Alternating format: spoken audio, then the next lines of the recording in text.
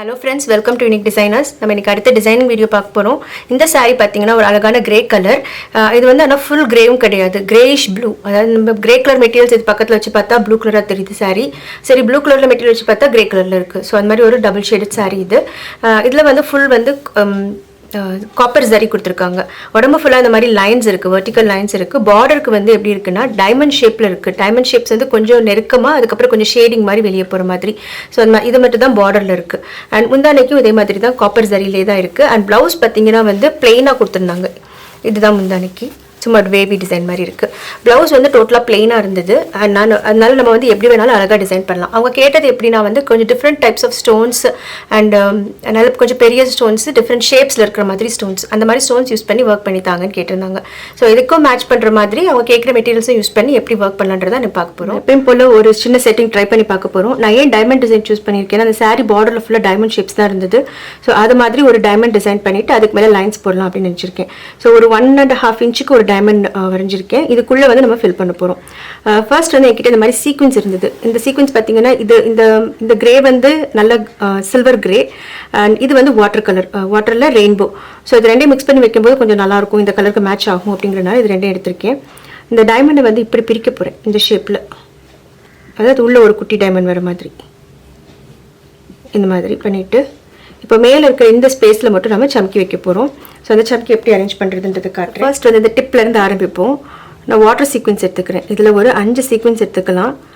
Water sequence எப்போ எப்படின்னா வந்து அந்த பேஸ் கலரோட மர்ஜ் ஆகி தெரியும் நமக்கு. இது வந்து வாட்டர் ரெயின்போ. ஸோ கொஞ்சம் அந்த மல்டி கலரும் சேர்ந்து தெரியும்.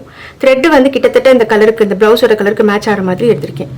ஸோ ஃபஸ்ட்டு ஒரு சம்கியாக வச்சு ஒரு 5 சம்கி போட்டுக்கலாம். இதுக்கப்புறமா அந்த கிரே சம்கி இருக்குல்ல, அது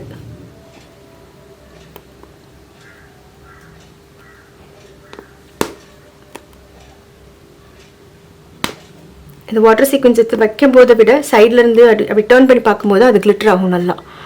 ஸோ அடுத்தது இந்த கிரே சீக்வன்ஸ் சொன்னேன்ல, இது ரெண்டுமே வந்து 4 mm சைஸில் எடுத்திருக்கேன். இந்த மாதிரி வச்சு அரேஞ்ச் பண்ணிக்கலாம். இதில் இந்த கிரே சீக்வன்ஸ் வைக்கும் போதேவும் இடையில ஒரு அந்த வாட்டர் சீக்வன்ஸ் ஒன்று வைக்கும்போது அது ஒரு ஷேடிங் மாதிரி அழகாக இருக்கும் பார்க்குறதுக்கு. ஸோ 2 வச்சுருக்கேன்னா அதுக்கப்புறம் ஒரு வாட்டர் சீக்வன்ஸ்.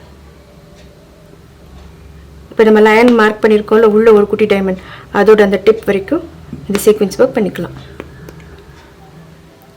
நான் இப்போ இது வெறும் கிரே மட்டும் வச்சுருந்தேன்னா ரொம்ப கிரே ஆயிருந்திருக்கும். அண்ட் வெறும் வாட்டர் மட்டும் வச்சுருந்தேன்னா அது ஒன்றுமே தெரிஞ்சிருக்காது. ஸோ ரெண்டும் கலந்து வைக்கும்போது அது ஒரு ஷேட் அழகாக இருக்குது பார்க்குறதுக்கு. ஸோ இதே மாதிரி இந்த சைடு, அதாவது இந்த லைன் ஃபுல்லாக, அப்புறம் இந்த லைன் ஃபுல்லாக முடிச்சுட்டு காட்டுறேன். இந்த டைமண்டில் வந்து நம்ம அந்த சம்கி ஒர்க் ஃபுல்லாக முடிச்சாச்சு. நான் சொன்ன மாதிரி கொஞ்சம் ஷேடிங்கோட பண்ணியிருக்கேன். லைட்டாக கொஞ்சம் வாட்டர் சீக்வன்ஸ் அப்புறம் கிரே சீக்வன்ஸ்னு கலந்து பண்ணியிருக்கேன். இது நல்லா அமைஞ்சிருச்சு. இப்போ அடுத்து இதுக்குள்ளே வந்து நம்ம ஸ்டோன் ஒர்க் பண்ணணும்னு நினச்சிருந்தோம் இல்லையா, கொஞ்சம் பெரிய size stones and different types of clip stones. அதுக்கு மெட்டீரியல் வாங்குறது தான் கொஞ்சம் கஷ்டமாக இருந்தது. ஏன்னா வந்து எக்ஸாக்ட் மேட்சிங் கலர்ஸ் கிடைக்கல. நான் சொன்ன மாதிரி இதில் வந்து grey shade, grey colour material வச்சு பார்த்தா சாரி ப்ளூவாக தெரியுது, ப்ளூ வச்சு பார்த்தா கிரேயாக தெரியுது.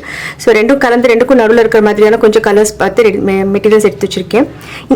இந்த ஸ்டோன் வந்து கொஞ்சம் கிரேஷ் கலராக இருந்தது. இது வந்து clip stones and picture clip. இதில் கிளிப் ரிமூவ் பண்ண முடியாது. இது ஒரு ஹெக்ஸகன் டைப்பில் ஒரு ஸ்டோன், இதில் 2 எடுத்திருக்கேன்.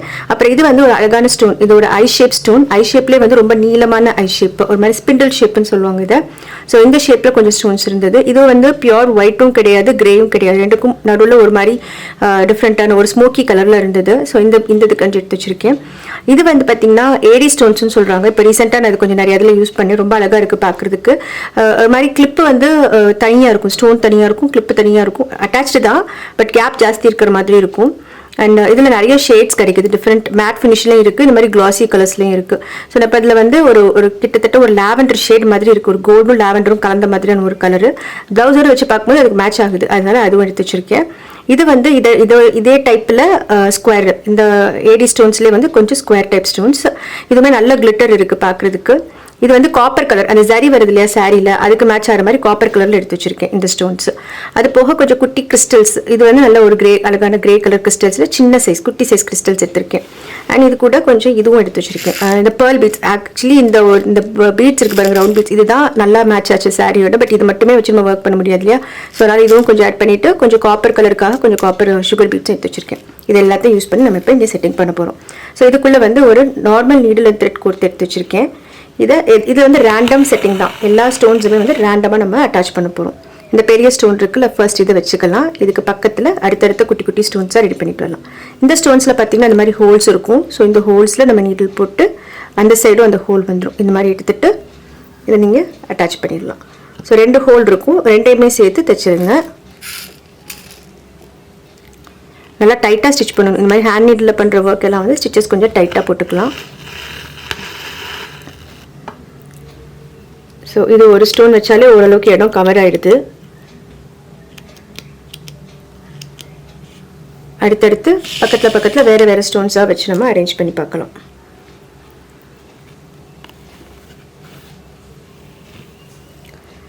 ஸோ இது ஒன்று, அதுக்கு பக்கத்துலேயும் அந்த ஸ்பிண்டில் ஷேப் சொன்னேன் இல்லையா, அந்த ஸ்டோன் ஒன்று வைப்போம்.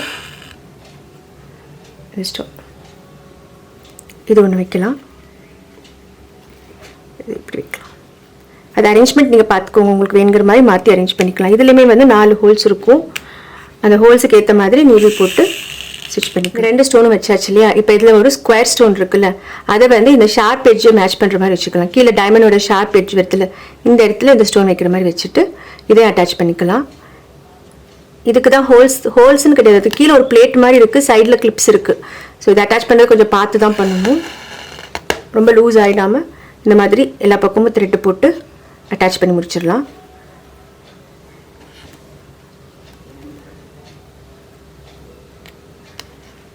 இப்போ இந்த ஸ்கொயர் ஸ்டோன் எல்லா பக்கமும் வச்சாச்சு. அடுத்ததாக ஒரு கிளிப் ஸ்டோன் எடுத்திருக்கேன். இதுவும் கொஞ்சம் இதுக்கு நல்லா கொஞ்சம் அந்த சரிக்கு மேட்ச் ஆச்சு. ஸோ லைட் கலர் ஒரு மாதிரி ஒயிட் ஷேடில் இருந்தது. ஸோ இது கொஞ்சம் அட்டாச் பண்ணிக்கலாம். இதுலேயும் அதே மாதிரி தான் ஹோல்ஸ் இருக்கும். கிளிப் ஸ்டோன்ஸ் எல்லாத்துலேயுமே ஹோல்ஸ் இருக்கும் சைட்ஸில். அதை வச்சு நம்ம அட்டாச் பண்ணிக்கலாம். அடுத்ததாக இந்த ஸ்டோன் அட்டாச் பண்ண போகிறோம். இது ஒரு ஓவல் டைப் ஸ்டோனு. இதுவுமே அந்த ஏடி ஸ்டோனோடு சேர்ந்தது தான். சாதாரணமாக ஒரு கிளிப் ஸ்டோன்னா உங்களுக்கு 4 கிளிப் இருக்கும். இதில் வந்து 6 கிளிப் இருக்குது. ஸோ இதையும் அதே மாதிரி சைட்ஸில் கொடுத்து நீடில் அண்ட் த்ரெட் கொடுத்து அட்டாச் பண்ணிக்கலாம். இதில் ஒரு 2 இல்லைன்னா 3 அந்த மாதிரி சேர்த்து அட்டாச் பண்ணிக்கலாம். ஸோ எல்லா ஸ்டோன்ஸும் அட்டாச் பண்ணி முடிச்சுட்டு காட்டுறேன் எப்படி கேப்ஸ் ஃபில் பண்ணணும்னு. ஒரு ஸ்டோன்ஸ் எல்லாமே அட்டாச் பண்ணி முடிச்சிட்டோம். இன்னும் கொஞ்சம் கேப்ஸ் இருக்குல்ல, அந்த இடத்துல தான் நம்ம இந்த கிறிஸ்டல்ஸும் இந்த ரவுண்ட் பீட்ஸும் யூஸ் பண்ண போகிறோம். ஸோ இந்த கிறிஸ்டல் வந்து டேரெக்டாக அப்படியே ஃப்ளாட்டாகவே அட்டாச் பண்ணிடலாம். அது மாதிரி இன்னொன்று கவனிக்கணும், நம்ம இங்கே சம்கி ஒர்க் முடிச்சிருக்கோம்ல, அந்த எண்டெல்லாம் கவர் பண்ணுற மாதிரி இருக்கணும் நம்ம ஸ்டிச்சஸ். ஸோ மெட்டீரியல்ஸ் வந்து அதுக்கேற்ற மாதிரி அதை கவர் பண்ணி அட்டாச் பண்ணுங்கள். இங்கே ஒரு கிறிஸ்டல் போட்டுக்கலாம். அடுத்து இந்த பக்கம் ஒரு கிறிஸ்டல். இதில் வந்து இந்த மெட்டீரியல்ஸ் நான் யூஸ் பண்ணியிருக்கேன். இது மாதிரி நீங்கள் உங்களுக்கு சாரீக்கோ ப்ளவுஸுக்கோ மேட்சிங்காக எப்படி மெட்டீரியல்ஸ் கிடைக்குதோ அதுக்கேற்ற மாதிரி நீங்கள் பண்ணலாம். ஒன்லி திங்ஸ் ரேண்டமாக இருக்கணும். எல்லாமே ஒரு ஆர்டராக அடுக்கி வச்ச மாதிரி இல்லாமல் ஒன்று ஒரு டைரெக்ஷனில் இருந்ததுன்னா அது ஒரு மாதிரி அழகாக இருக்கும், பார்க்குறதுக்கு ரொம்ப ஃபேன்சியாக ட்ரெண்டியாக இருக்கும். இப்போ இந்த ஓரம் இருக்குது பார்த்தீங்களா, இங்கே ஒரு சின்ன கேப் இருக்குது, அதில் கிறிஸ்டல் வைக்கிற அளவுக்கு இடம் இல்லை.